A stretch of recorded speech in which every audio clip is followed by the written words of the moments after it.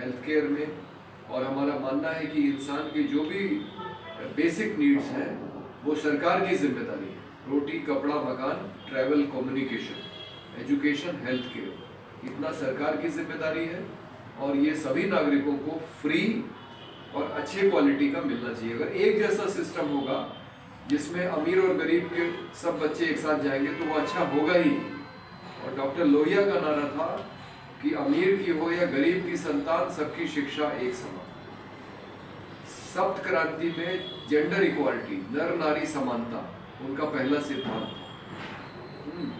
था। Schedule caste, schedule tribe reservation तो संविधान में डॉक्टर अंबेडकर ने लिख दिया था, लेकिन ओबीसी रिजर्वेशन डॉक्टर लोहिया की देन है। 100 में पावे पिछड़े 60, सोशलिस्टों ने बांधी गांठ कि 60% रिजर्वेशन फॉर बैकवर्ड्स, और उनके बैकवर्ड में महिला भी शामिल है और अल्पसंख्यक भी शामिल है, ट्राइबल भी है। एसटी रिजर्वेशन तो अलग से है, पर वो जितने भी समाज के वंचित तबके हैं उनको 60% रिजर्वेशन मिलना चाहिए, ऐसे डॉक्टर लोहिया का सिद्धांत था।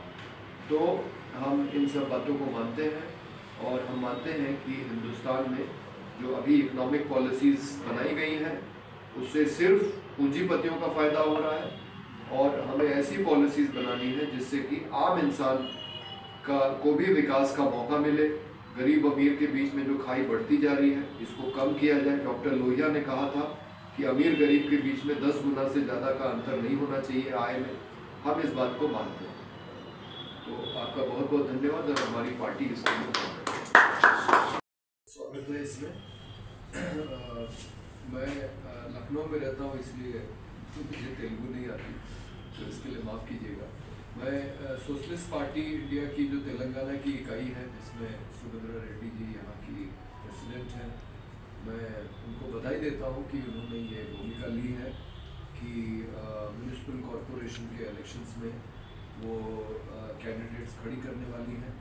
वो खुद भी इलेक्शन लड़ चुकी हैं, पार्लियामेंट का, असेंबली का, 2 सीट से लड़ा एक साथ। तो हमारी तेलंगाना की इकाई बहुत मजबूत है और हमारे जितने साथी हैं जो पहले से पार्टी के साथ जुड़े हुए हैं, जो अभी पार्टी में शामिल हो रहे हैं, मैं उन सबको अपनी शुभकामना देता हूँ। सोशलिस्ट पार्टी के बारे में थोड़ा सा बस ये बता दूँ कि ये पार्टी सिद्धांतवादी पार्टी। हम जो राजनीति में विकृति आई है, हम पैसे का इस्तेमाल नहीं करते हैं इलेक्शन लड़ने के लिए, हम कोई गलत तरीके का इस्तेमाल नहीं करते हैं। हमारा सोशलिस्ट का कुछ विचारधारा है और इस शहर में एक से एक बड़े सोशलिस्ट यहाँ पे रहे हैं, जैसे केशवराव जाधव जी जिनका कल जन्मदिन था, जो 2018 में जिनका देहांत हो गया।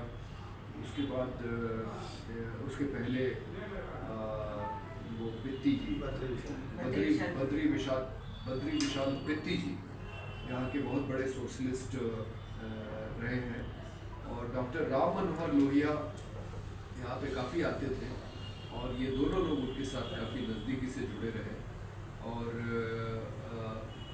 हमारी पार्टी ये मानती है कि समाज में बराबरी होनी चाहिए और शिक्षा और स्वास्थ्य का एक common school system, common health care system होना चाहिए। अभी तक तेलंगाना ने राइट टू एजुकेशन एक्ट में जो सेक्शन 12(1)(c) है, 25% गरीब बच्चों को प्राइवेट स्कूलों में फ्री पढ़ाने का, वो अभी तक इम्प्लीमेंट नहीं किया। बहुत शर्म की बात है। तेलंगाना का लिटरेसी रेट बहुत ही ख़राब है। आमतौर पे माना जाता है कि साउथ इंडिया जो है वो नॉर्थ इंडिया से डेवलपमेंट में आगे है, लेकिन तेलंगाना का लिटरेसी रेट बहुत ही ख़राब है।